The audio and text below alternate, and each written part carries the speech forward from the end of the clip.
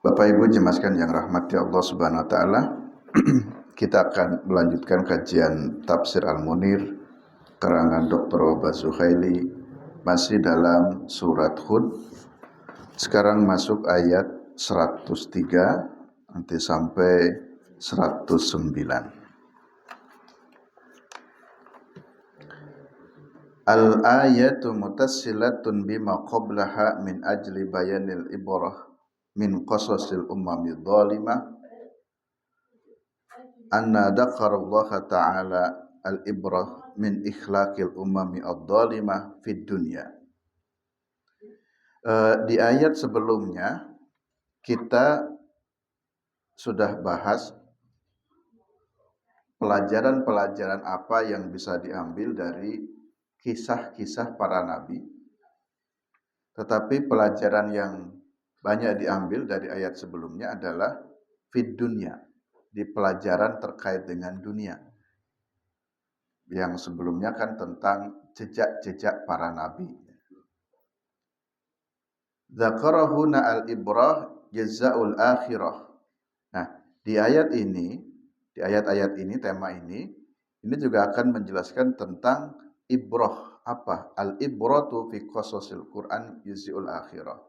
Jadi di sini juga kita akan menjelaskan pelajaran yang bisa diambil dari kisah-kisah yang ada dalam Al-Qur'an, tetapi dikaitkannya dengan akhirat. Jadi ada dua tema ya. Kalau kemarin pelajaran yang bisa diambil untuk dunianya, lalu yang kedua ini untuk akhirat. Mari kita lihat ayatnya satu persatu. Inna fi dalika la ayatan. Sungguh pada yang demikian itu, maksudnya pada kisah-kisah ya, yang sudah dijelaskan dalam Al-Quran itu, la ayatan terdapat pelajaran. Jadi segala sesuatu itu pasti ada pelajarannya. Walaupun kisah Fir'aun sekalipun, Fir'aun yang jahat itu tetap ada pelajarannya. La ayatan terdapat pelajaran bagi siapa? Pelajaran itu adalah bagi liman khofa adabal akhirah, bagi orang-orang yang memang merasa takut akan akhirat.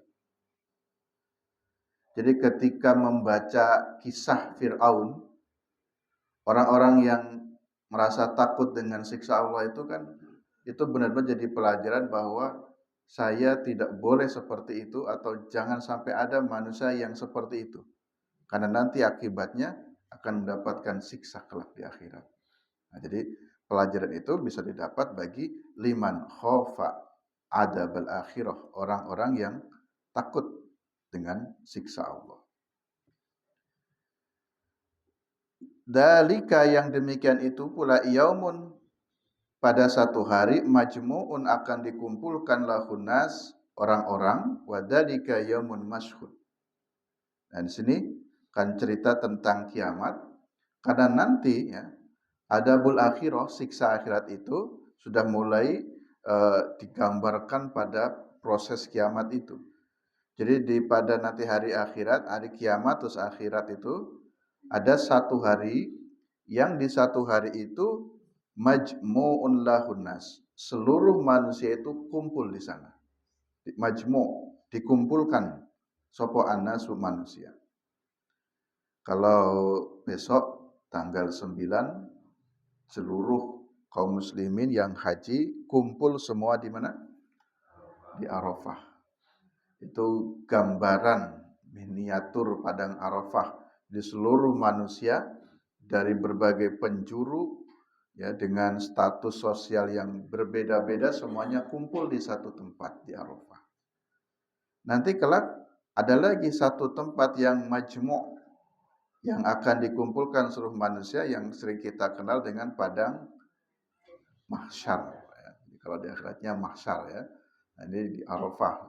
Jadi kira-kira kita melihat gambaran konkret di dunia, itu kumpul itu ya begitu ya, berdesak-desaan. Apalagi nanti kelak di akhirat seluruh manusia. Bukan hanya manusia, seluruh makhluk ya. Baik, coba kita lihat. Dalam tafsirnya Inna fi dzalikal qasasul al-mutaqaddimu al-mutadammanu ikhlaqul kafirin wa inja'il mu'minin lidalilan wadihan wa hujjatun qawiyatun ala sidqi wa'dallahi fil akhirah lima yu'minu biha wa yakhafu adabahu. Nah, di sini Dr. Wahbah Zuhaili menjelaskan bahwa kisah-kisah terdahulu atau yang sudah dijelaskan itu menunjukkan pelajaran tentang ikhlaqul kafirin, bagaimana Allah membinasakan orang kafir, wa inja'ul mu'minin, dan Allah menyelamatkan orang-orang mukmin. Itu menjadi bukti yang jelas akan kebenaran janji Allah di akhirat. Jadi ketika Allah memberikan janji, informasi yang kita sampaikan bahwa orang-orang kafir jika melanggar aturan-aturan Allah, jika durhaka pada Allah, di akhirat itu pasti akan mendapatkan siksa. Orang-orang mukmin yang taat pada Allah maka akan mendapatkan balasan surga. Nah, itu semuanya itu yang telah dijanjikan oleh Allah akan didapati. Berarti itu menunjukkan benarnya janji Allah. Qala Az-Zamakhsyari, Imam Zamakhsyari berkata, inna fi dzalika, yang dimaksud ayat atau kalimat inna fi dzalika isyaratun ila ma qassallahu min qasasil umami al-halikah bidunubihim. Yang dimaksud inna fi dzalika, pada yang demikian itu maksudnya adalah apa yang telah dikisahkan oleh Allah dalam Al-Quran disebutkan, yakni tentang kisahnya umat-umat al-halikah, umat-umat yang dibinasakan. Kemarin sudah kita jelaskan ada umatnya atau kaum Ad, kaum Samud, kaum Madian, gitu ya. Nah, itu kaum, kemudian Lut itu kaum Sodom. Nah, itu menunjukkan ke kisah umat yang dibinasakan. Sedangkan kata la ayatan, kata Imam Zamakhsyari, la ayat itu pelajaran ibratan liman khafa adabal akhirah, bagi orang yang memang takut terhadap siksa akhirat. Kenapa takut dengan siksa akhirat? Karena li'annahu yanduru ila ma ahalallahu bil mujrimina fid dunya. Di dunianya saja itu sudah dinampakkan, dikenakan angin topan, dikenakan hujan batu. Jadi ketika kita melihat pelajaran ya, di dunianya saja pun sudah sedemikian pula siksa itu menimpa kepada mereka, maka apalah lagi di akhirat. Jadi justru semakin takut ya, akan perbuatan yang semacam itu.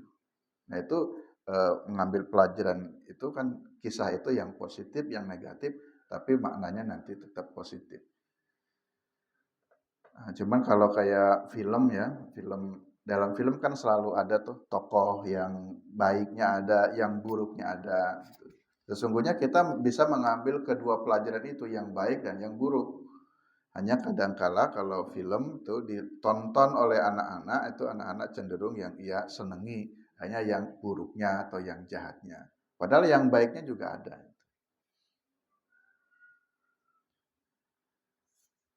Baik. Nah, dikumpulkan itu, sini tadi saya ingin mengatakan, yujma'u fihi nasu jami'an ulahum an akhirihim. Dikumpulkan manusia itu seluruhnya. Seluruhnya itu sejak awal ada manusia sampai yang terakhir. Ya. Kalau kiamat itu ya sampai ya kiamat itu manusia yang terakhir. Atau mungkin sampai orang yang dilahirkan yang paling akhir gitu ya. Jadi 1 jam kurang kiamat kan ada yang lahiran mungkin ya. Kan hidup itu kan selalu ada tuh yang lahir, yang mati. Nah, itu seluruh manusia sejak awal diciptakan, siapa yang paling awal sampai siapa yang paling akhir. Semuanya akan kumpul.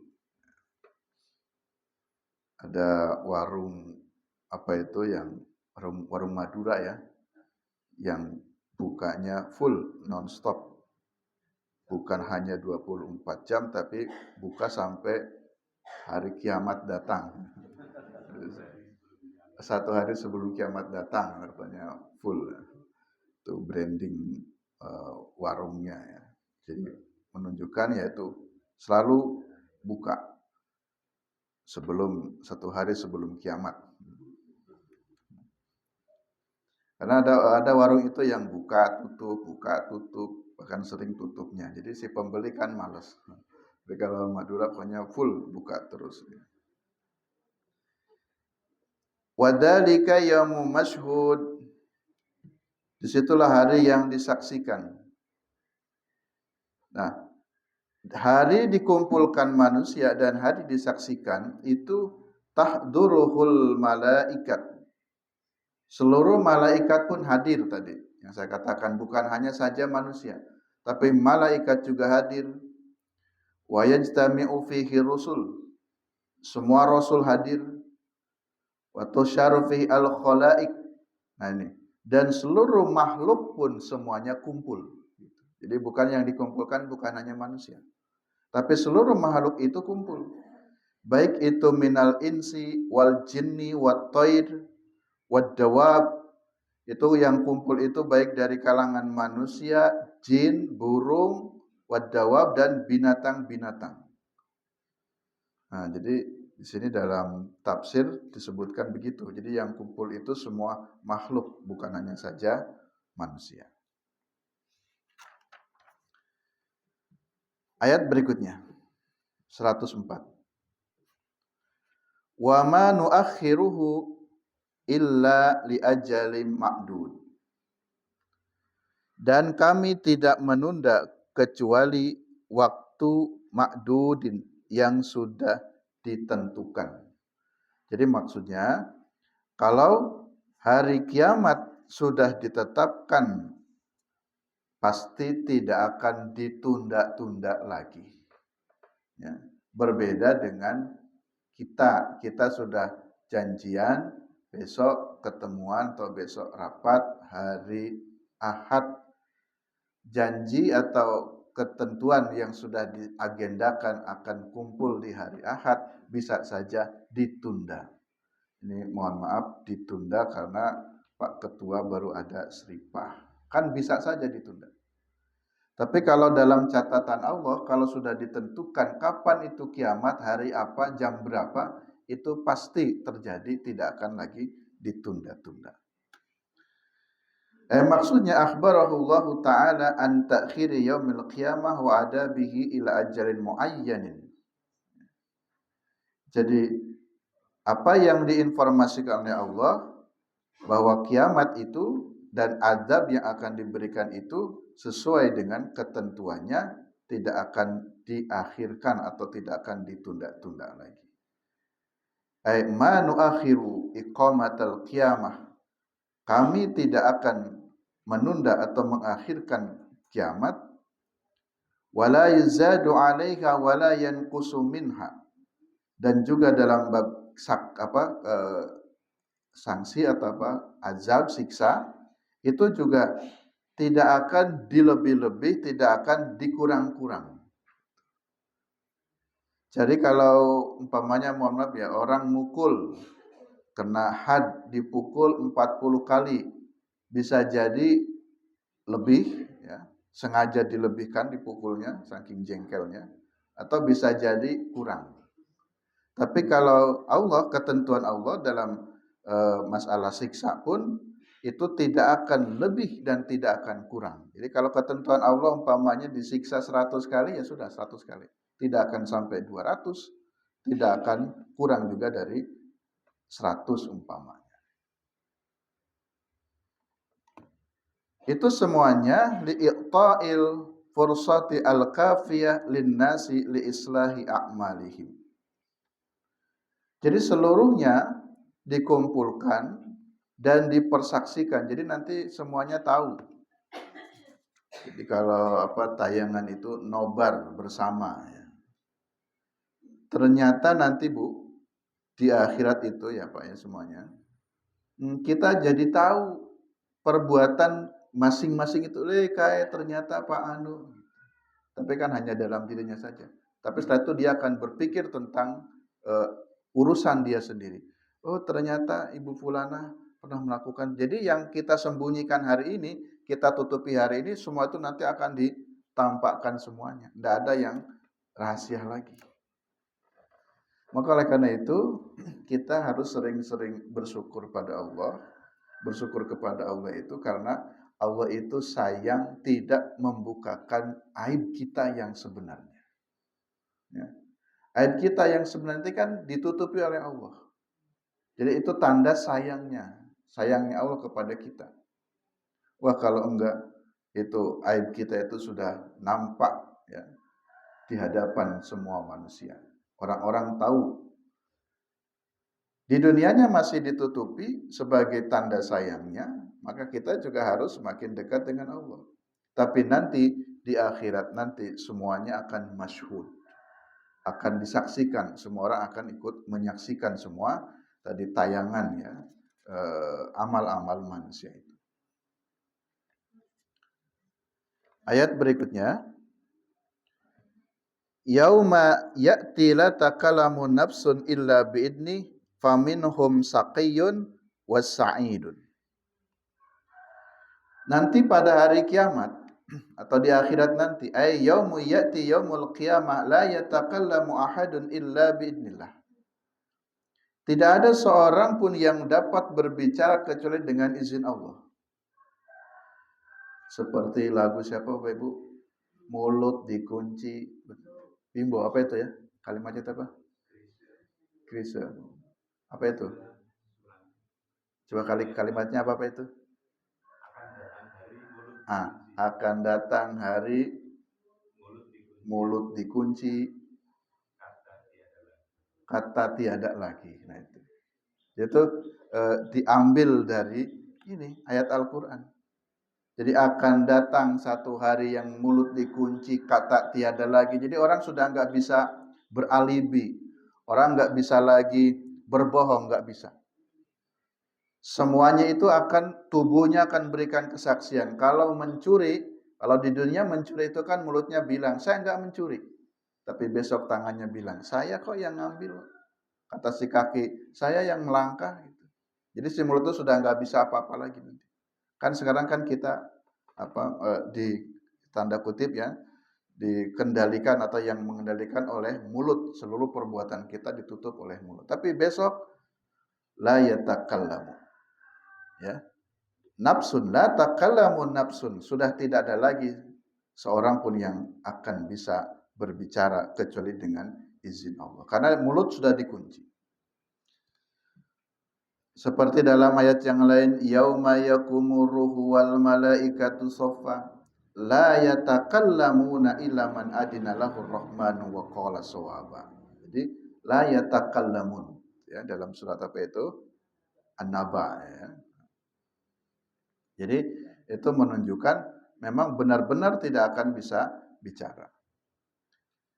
Kemudian gambaran umum Bapak Ibu sekalian, nanti di akhirat itu manusia akan dibagi menjadi dua kelompok. Pertama, faminhum saqiyun was-sa'idun. Yang pertama ada kelompok yang saqiyun. Saqiyun itu kelompok yang binasa. Was-sa'idun ada kelompok yang bahagia atau yang selamat. Jadi dengan sendirinya nanti akan terkelompokkan manusia yang ngumpul tadi itu, yang berkumpul, yang disaksikan itu, nanti akan masuk ke dalam faminhum saqiyun wa minhum sa'idun. Mungkin ketika manusia, loh kok saya ada di kelompok saqi ya, kok saya ada di kelompok yang celaka. Itu sudah nggak bisa menolak lagi. Mulutnya juga nggak bisa berkata-kata. Dengan sendirinya kita akan dikelompokkan dengan kelompok yang celaka jika termasuk orang yang celaka. Atau sebagaimana kita kelompok yang sa'idun, maka kita pun akan berada di kelompok yang sa'id. Nggak bisa protes-protes kalau sekarang, loh kayak kok di kelompok sana ya, kok dapat kelas yang VIP. Padahal, tapi kalau di akhirat akan sesuai dengan amalnya masing-masing. Ada yang saqiyun, ada yang sa'id. Nah, ini kalau Said kan banyak namanya ya Said itu. Ahmad Said. Kalau Saki jangan ya. Walaupun dikasih nama Ahmad Saki. Ahmad yang celaka nanti maknanya ya. Jadi Ahmad Saki. Said, Ahmad Said. Nah, itu ada dua kelompok yang Sakiyun dan yang Sa'idun. Kita rincikan yang bagaimana yang Saki dan yang Sa'id. Untuk kelompok yang Sakiyun di ayat 106. Fa'amal ladina syaqu fa finnari lahum fiha zafirun wa syahiq. Itu yang kelompok Saki. Dan kelompok yang Sa'idnya di ayat 107. Khalidina fiha ma damatis samawati wal ardu illa ma syaa rabbuka inna rabbaka fa'alul lima yurid. Oh, ini masih lanjutan ya. Nah, baru yang kelompok Sa'idnya ayat 108-nya.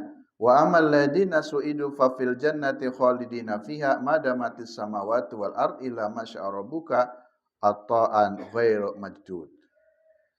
Baik, kita jelaskan yang Saki dulu, 2 ayat berarti ayat 106 sampai 107. Nah, itu berbicara tentang Saki. Ya.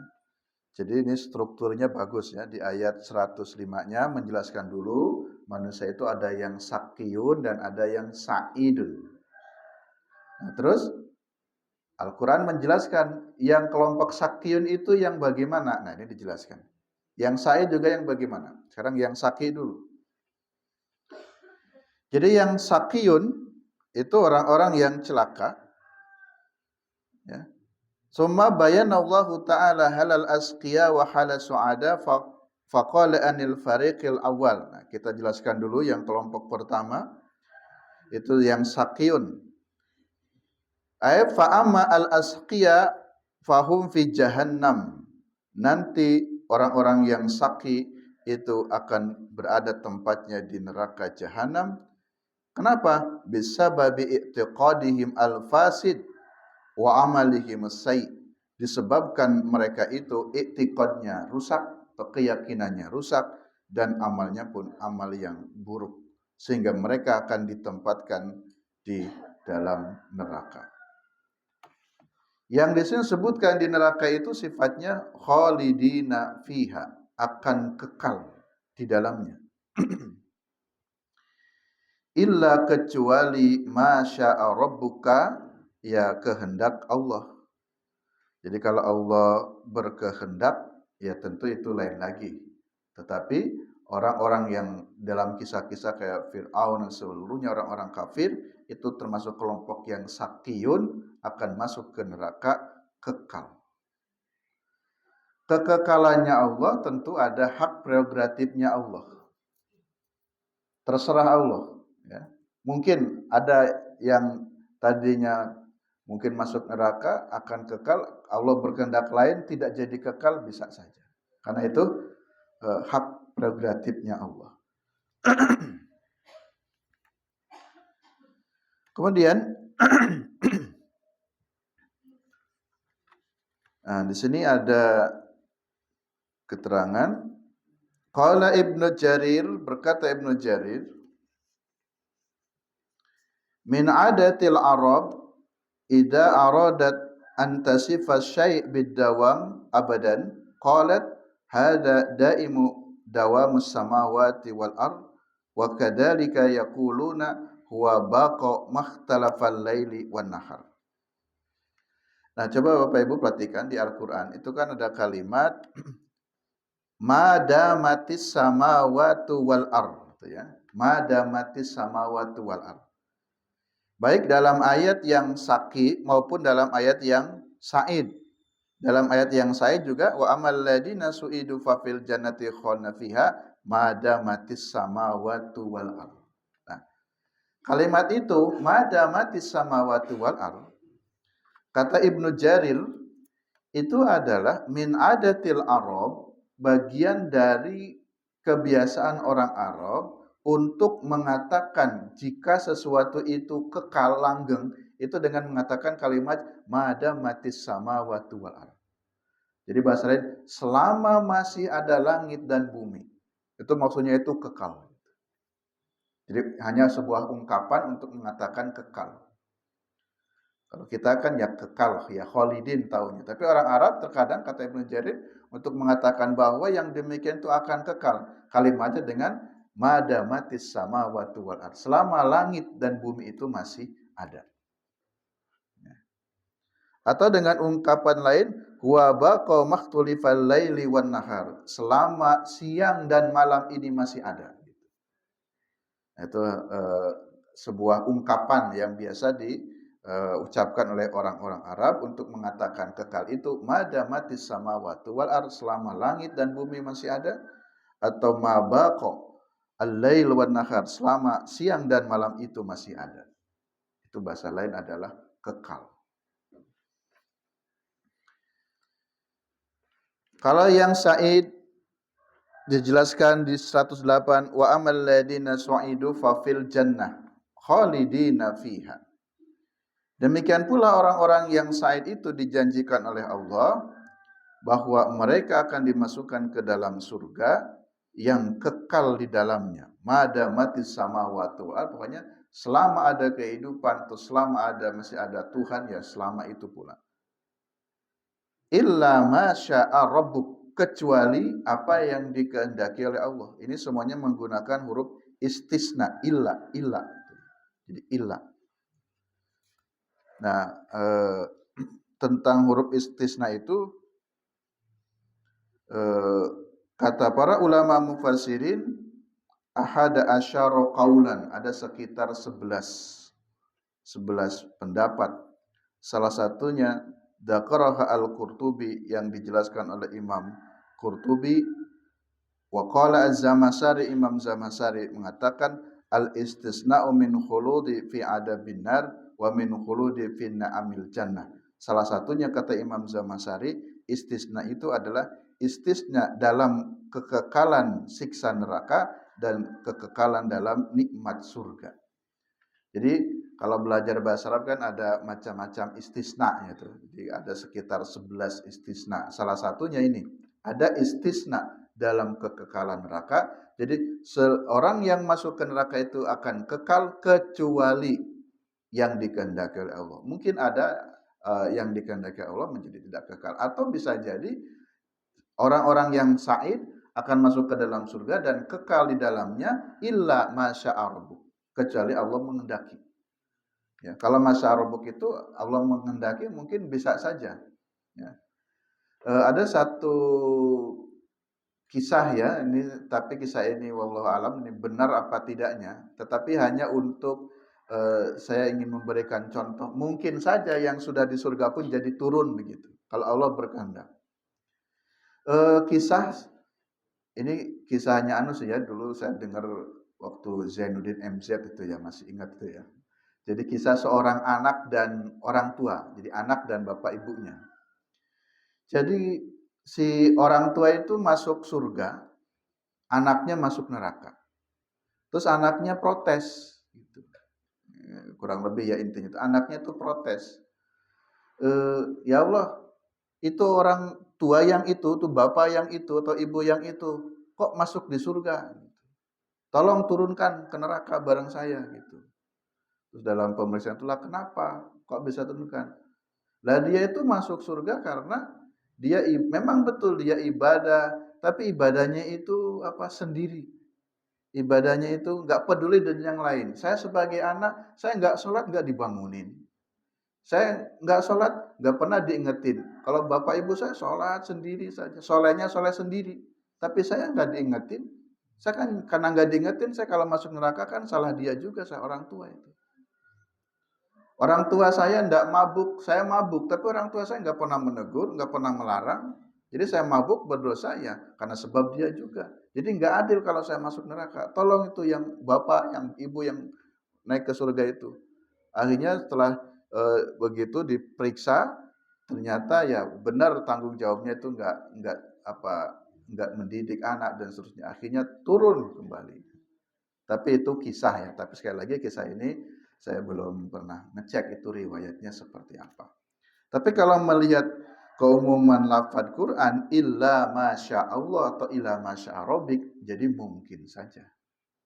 Jadi akan masuk ke dalam surga kekal illa masya Allah, kecuali apa yang Allah kehendaki. Orang akan masuk neraka kekal illa masya Allah, kecuali yang Allah kehendaki.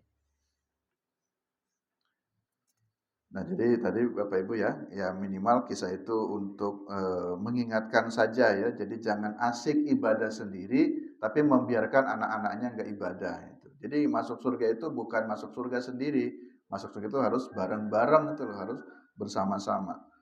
Ibu mau masuk surga, Bu? Oh ya. Tapi mau nggak anaknya di neraka? Kan nggak mau tuh masa melihat anaknya di neraka. Berarti bareng-bareng. Jadi anak itu kalau malas ibadah, malas apa ya dimarahi nggak apa-apa. Sambil sayangnya. Anak tidur terus suruh sholat yang nggak mau. Ibu yang baik, bapak yang baik Pak. Kalau anak atau siapalah keluarga ya, disuruh sholat nggak mau, seret saja nggak apa-apa. Sekarang logikanya begini ya, mohon maaf ini cuma contoh. Pokoknya ibu beserta anak-anak di dalam rumah, terus rumahnya kebakaran. Untuk menyelamatkan supaya nggak terbakar kan lari dari kamar, dari rumah. Tapi anak kita umpamanya masih tidur terus di kamar itu. Kita biarkan apa kita seret? Diseret. Ayo keluar, keluar. Dia nggak mau tidur, pokoknya tidurnya kebok. Walaupun tidur kebok, tapi karena tahu rumah sedang kebakaran, kalau orang tua sayang kepada anak, seret itu anak. Diseret pun masih tidur, enggak apa-apa, yang penting keluar dari rumah. Karena tahu rumah sedang kebakaran. Tapi justru kalau membiarkan, kasihanlah dia capek. Dia mungkin lelah, udah besar juga. Kita diam saja, itu sama dengan rumah sedang kebakaran, anak masih tidur, ibu lari keluar, tapi kasihanlah dia sedang tidur. Padahal rumahnya itu sedang terbakar itu. Ya. Nah, jadi begitulah, jangan karena kasihan ya kalau itu untuk menyelamatkan, bila perlu harus diseret pun, ayo seret keluar. Ini rumah sedang kebakaran kok tidur terus gitu. Karena nanti kebakarannya kan di akhirat. Ya. Baik. Di dalam tafsir sini ada satu hadis ini menarik. Qala Rasulullah SAW fi ma akhrajal Bukhari wa Muslim wa Nasa'i. Ada hadis riwayat Imam Bukhari dan Muslim. Hadis ini sempat viral, sesungguhnya bukan hadisnya. Tapi ada salah satu ucapan seorang tokoh nasional, beliau ahli agama, beliau ceramah di televisi, ini sudah lama kasusnya. Beliau mengatakan bahwa tidak ada satu orang pun yang dijamin masuk surga, termasuk Nabi Muhammad SAW pun tidak dijamin masuk surga. Nah, kalimat ini menjadi kontroversi. Masa iya Nabi Muhammad tidak dijamin masuk surga? Kata si Ustadz itu, iya tidak. Termasuk Nabi sendiri tidak ada jaminan masuk surga. Nah, apa itu hadis yang dipakai? Sesungguhnya pakai hadis ini. Cuman memang ya kalau bicara itu harus hati-hati narasinya, artikulasinya, artikulasinya biar nggak disalahkan. Tapi ya tidak begitu maknanya ya. Kalau berbicara itu ya jangan separuh-separuh, jangan sepotong-potong. Maka kalau ikut kajian pun juga memang jangan separuh-separuh, sepotong-sepotong. Misalkan kalau kajian yang separuh ini begini, menjelaskan surat Al-Ma'un. Ara'aital ladzi yukadzibu biddin, satu ayat. Fadzalikal ladzi latin wala yahudu ala miskin. Terus ayat pertemuan keempat, fawailul lil musholin. Terus menjelaskan celakalah bagi orang yang sholat, bla bla bla, orang suatu celaka. Pengajiannya selesai, besok dilanjutkan. Akhirnya besoknya dia nggak datang. Ingatnya celakalah bagi orang yang sholat. Kata Pak Ustadz, orang suatu celaka. Jadi simpulannya hanya di situ. Padahal ayat itu belum selesai. Jadi para dai, para ustadz pun ya kalau menjelaskan itu kira-kira potongannya itu yang benar gitu ya. Jangan ditunda, nanti kita lanjutkan ya gitu. Karena besok bisa jadi yang dengar hari ini nggak datang. Kok kesimpulannya celakalah bagi orang yang sholat.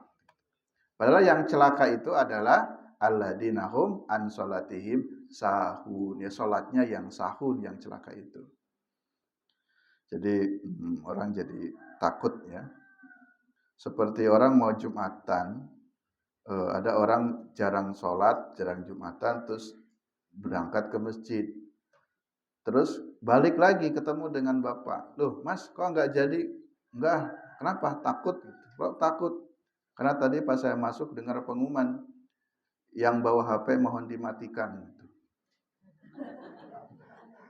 Dipateni toh, yang bawa HP tolong dimatikan.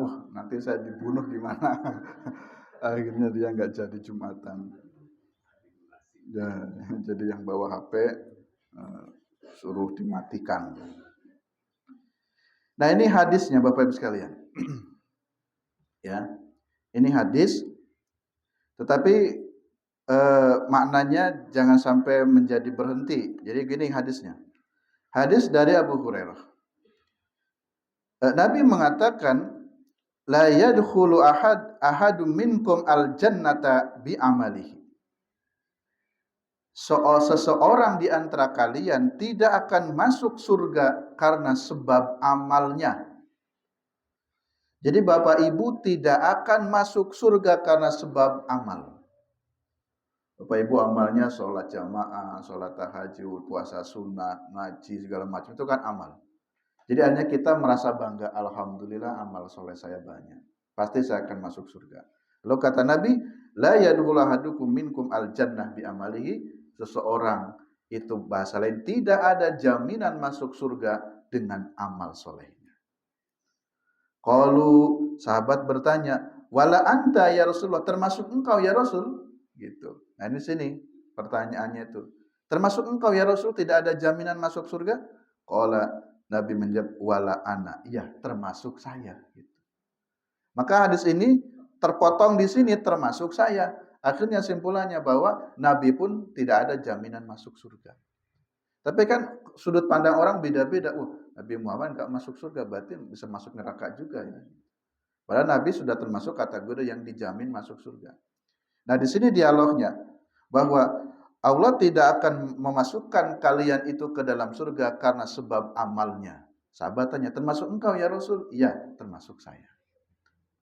Illa kecuali ayataghamadaniallahu bi rahmatihi, Allah memberikan rahmatnya.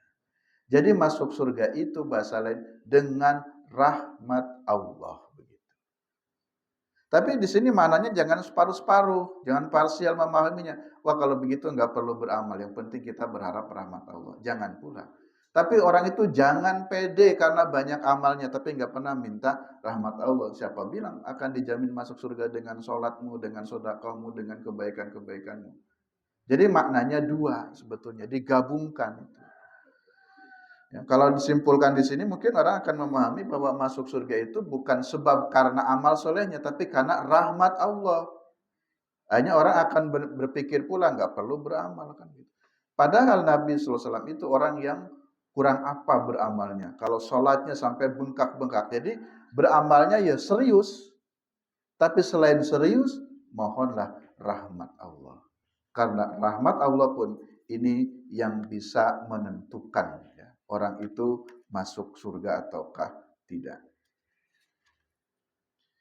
Satu lagi hadis lain ya. Kalau yang tadi sudah paham Bu ya, itu tentang Nabi Muhammad, jangan sampai salah paham. Nabi Muhammad ya pasti insya Allah akan masuk surga, tapi Nabi sedang mengajarkan istilahnya jangan merasa percaya diri dulu dengan amal solehnya, tapi nggak pernah minta rahmat Allah. Di dalam hadis Sahihain Bukhari Muslim sebutkan, yu'ti bil mauta fi surati kabsin amlah fayudbahu bainal jannati wan nar. Digambarkan kematian itu dengan seekor kibas, ada seekor kambing, lalu kemudian disembelih, dibelih. Disembelihnya itu di antara surga dan neraka. Tsumma yuqalu, lalu dikatakan, ya ahlal jannah khuludun fala mauta. Wahai ahli surga, kekalah engkau di dalam surga, fala mauta, tidak akan pernah mati. Jadi tidak akan ada kematian. Wahai ahlan nar, dan wahai ahli neraka, khuludun, fala mauta, kekala engkau di neraka dan tidak akan ada mati di neraka itu. Jadi akan hidup selamanya. Wa fis sahihi aidan fayuqalu ya ahlal jannah wa ya ahlul jannah inna lakum an ta'isu fala tamutu abadan. Kalian akan hidup dan tidak akan mati untuk selamanya. Wa inna lakum an tashbu fala tukhrimu abadan. Dan kalian di surga itu akan muda dan tidak akan tua selamanya. Kemudian wa inna lakum an tasihu fala tasqamu abadan. Kalian di surga nanti akan sehat terus dan tidak akan ada sakit selamanya. Wa inna lakum an tan'amu fala tab'asu abadan.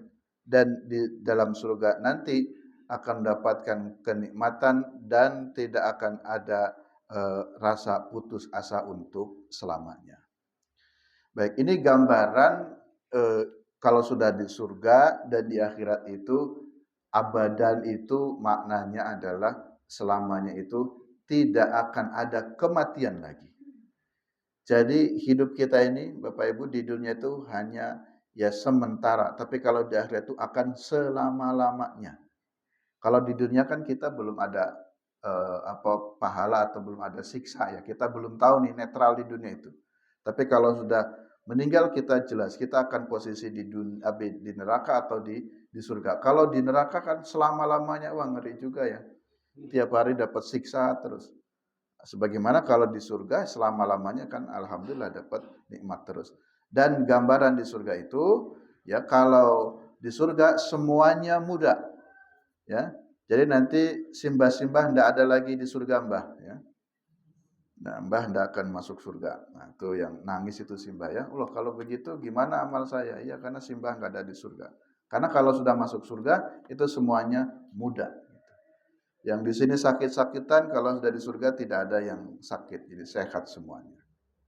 Terakhir ayat 109, fala taku fi miryatin mimma ya'budu haula'i ma ya'buduna illa kama ya'budu aba'uhum min qablu wa inna lamuwafuhum nasibahum ghairu manqus. Di sini untuk menegaskan Allah kepada Nabi, fala taku fi miryatin. Jadi janganlah kamu berada di dalam keraguan ya Muhammad. Jadi kamu tidak boleh ragu terhadap apa yang disembah oleh mereka. Jadi jangan merasa ya ragu-ragu kok mereka begitu ya. Jangan-jangan mereka benar, tidak usah. Karena ma ya'buduna illa kama ya'budu aba'uhum, apa yang mereka sembah itu adalah hanya mengikuti ya nenek moyang mereka saja. Dan kami lamwafuhum akan menyempurnakan nasibahum, balasan bagi mereka ghairu manqus, tanpa dikurang sedikit pun. Demikian Bapak Ibu jemaah sekalian yang rahmat Allah SWT, kita menyelesaikan kajian surat Hud ayat 103 sampai 109, mengambil pelajaran dari kisah-kisah umat sebelumnya dikaitkan dengan pelajaran akhiratnya. Mudah-mudahan ada manfaatnya. Kurang lebihnya mohon maaf. Billahi taufiq wal hidayah. Assalamualaikum warahmatullahi wabarakatuh.